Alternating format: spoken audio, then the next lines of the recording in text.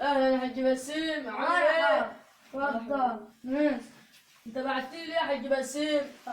بعت لك عشان بكره الانتخابات بتاعت الاستاذ محمد عبد العزيز الشيخ.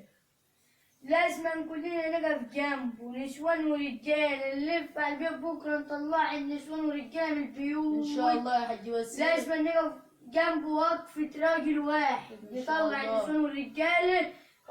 نعلم على رقم 2 قائمة تحالف المستقلين اللي هي رمز الساعة. عارفها يا حاج نعلم بسيم. على نعمل علامة صح. ماشي. اوعى تروح تعلم على بتاع دي. ماشي.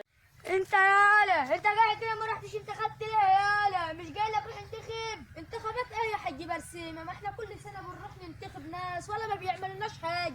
انا رحت سالت له مراتك قالت لي ده قاعد عند النخل هناك ولا راح انتخب حاجه. وبعدين انا فاضيه هبدر البرسيم ولا هروح ادرس الرز ولا هعمل ايه بالظبط، ولا اشيل التبن ولا اعمل ايه، ولا حتى قاعد فاضيه يا حاج برسيمه. الراجل ده يعمل لنا كل حاجه، مش زي الناس اللي كانوا بيشتروا اصوات الناس بالفلوس وبيمشوا من هنا. لا ده يعمل لنا كل حاجه. حاضر يا حاج برسيمه. روح يا ابني انتخبوا واعمل له كل حاجه.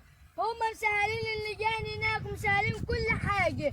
انت تاخد مراتك دلوقتي وتروح تنتخب. انجري حاضر يا حاج برسيمه. انجري حاج فادي. اهلا يا حاج بسيم. رحت عامل الانتخابات ايه؟ ولا لسه؟ لا يا حاج بسيم، والله انا قاعد احاول اقشم الصبح وان شاء الله حاولت قدام. هو ده اللي احنا متفقين عليه يا حاج فادي. اعمل ايه يعني يا حاج بسيم؟ احنا مش جايين نقف مع وقفه راجل واحد يا ابني حد. بسيم لما كنت بروح انتخب الناس كانوا بيدونا ميتينات عشان نروح ننتخبهم، دلوقتي دي ما اداناش فلوس. 200 جنيه دي يا حمار. ال 200 جنيه دي تصرفها في نص ساعه وانت رايح.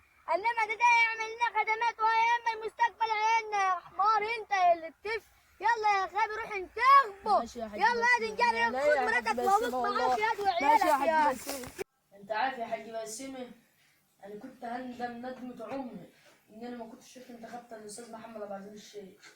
الحمد لله باذن الله ده فرصه جت للبلد والناس كلها انتخبت، وان شاء الله هينجح باذن الله الاستاذ محمد عبد العزيز الشيخ ان شاء الله.